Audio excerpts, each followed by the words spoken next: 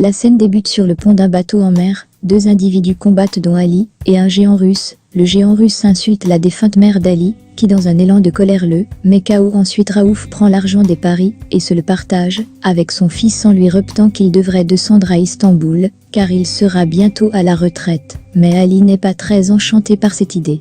Raouf insiste sans succès. Les souvenirs troublants de cette nuit où son père a abattu sa mère lui reviennent. Il entend encore son père qui criait « Montre-toi, je vais vous tuer toi et ton bâtard » et sa mère qui le cachait dans un canot de sauvetage. Puis 9 coups de feu et le petit Ali debout dans cette barque voyant sa mère allongée sur le sol.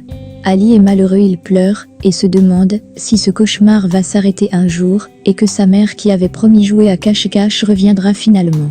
Derin et son ami sont dans un taxi en pleine filature d'Yiğit, son fiancé qui a dit avoir voyagé pour Ankara. Elles le suivent jusqu'à ce que sa voiture accède à l'enceinte d'un hôtel. Derin descend du taxi et pénètre dans l'hôtel pour tenter de comprendre. Malheureusement, lorsqu'elle accède à la pièce où son fiancé est entré, elle découvre plusieurs autres hommes en réunion d'affaires. Confuse, elle s'excuse et sort. Dans le hall, elle se dispute avec son homme, elle prétend ne pas le comprendre depuis quelques jours et lui aussi se plaint d'elle, et finit par tirer la conclusion qu'elle n'est pas prête pour leur mariage. Elle lui pose la même question, et il répond qu'il en doute déjà, avec ce qu'il voit comme jalousie maladive. Raouf essaie encore de convaincre Ali de faire un tour à Istanbul pour l'escale. Ce dernier lui dit que toutes les escales ont leur goût, mais celle d'Istanbul n'a qu'un goût du sang. L'ancien champion Şahin est aux prises avec des créanciers qui le menacent de mort en cas de non-remboursement. Ils saisissent à l'occasion les ceintures de champion comme gage. Le soir, Ali, resté seul en cale vide, est cerné et roué de coups par le géant russe revenu prendre sa mise. Suite au refus de restituer l'argent, la photo de sa maman lui est prise et brûlée. Le feu a par la même occasion pris sur le vêtement du russe et cause quelques dégâts en cale, dont 5 heures retard dans la livraison du navire. Şahin, qui songeait qu'est suicide d'une arme posée devant lui, reçoit un message de Raouf l'informant qu'il arriverait chez lui, avec un jeune très prometteur, ce qui semble le dissuader de se tuer. Derin et sa mère Belgin parlent du mariage à venir. Il est clair que Derin n'est pas prête, elle a l'impression qu'on lui met trop de pression, ce qui vexe sa mère.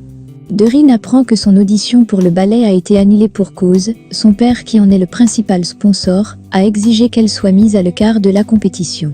Ali et Raouf font des compromis pour le moment, où ils descendraient enfin à terre. Un irait voir son docteur, l'autre irait rencontrer Şahin.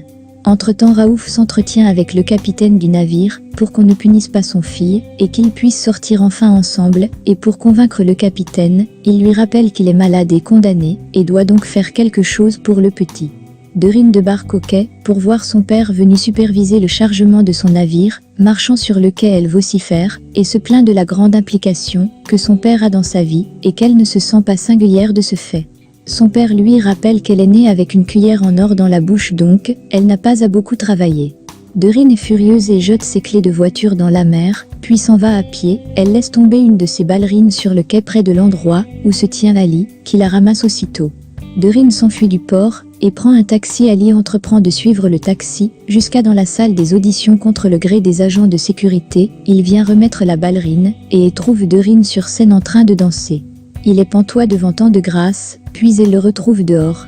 Les deux nouveaux amis de fortune se retrouvent donc à marcher ensemble pour retrouver les papiers de Ali emportés par un taxi qu'il n'avait pu payer pendant sa course-poursuite.